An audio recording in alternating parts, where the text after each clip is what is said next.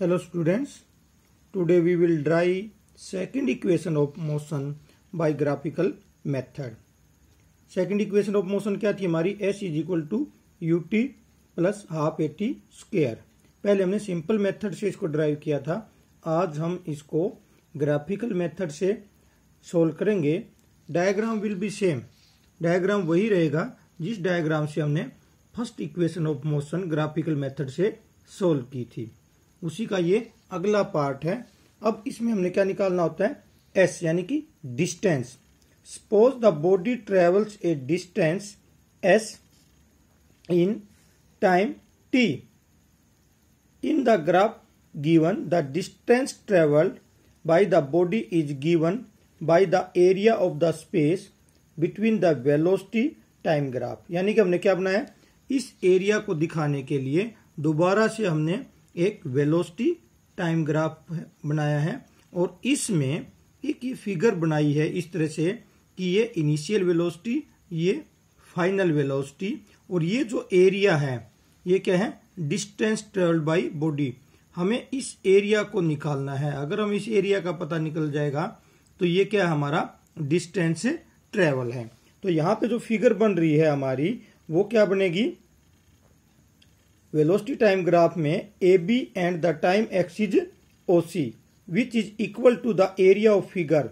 क्या बनेगा, ओ A B and सी. क्या बनेगा, ओ ए बी एंड सी. ये सारा टोटल एरिया है और ये जो डिस्टेंस ट्रेवल्ड है, अगर हम इसमें देखें तो क्या चीज बनेगी, डिस्टेंस ट्रेवल्ड निकालेंगे, area of figure O A B C किसके इक्वल है, एरिया ऑफ रेक्टेंगल. अब इसमें एक तो रेक्टेंगल बनेगी और एक ट्राइंगल बनेगी.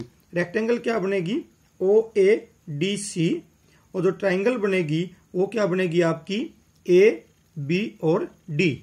अगर हम इन दोनों का एरिया हमें पता लग जाए तो हम सेकंड इक्वेशन ऑफ मोशन को ड्राइव करेंगे. सबसे पहले क्या करेंगे, we will now find out the area of rectangle O A D C and area of triangle A B D.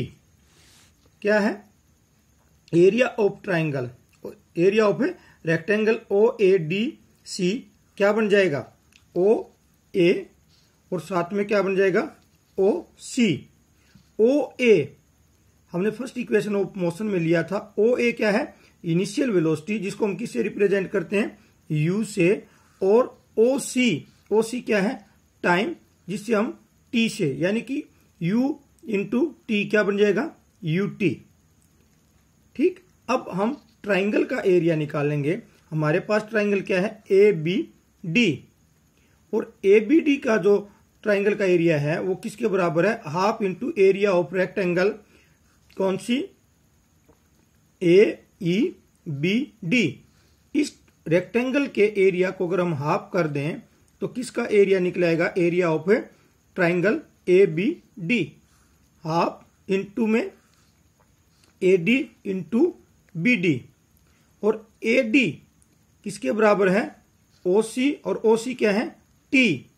और बी डी, क्योंकि बी डी हमने पिछली फर्स्ट इक्वेशन की थी तो बी डी किसके बराबर था, ए टी के. तो इनकी जगह पर हम इनकी वैल्यू पुट करते हैं तो क्या मिल जाएगा हमारे पास में, हाफ इंटू में टी इंटू ए टी, तो क्या बन जाएगा, हाफ ए टी स्क्वायर.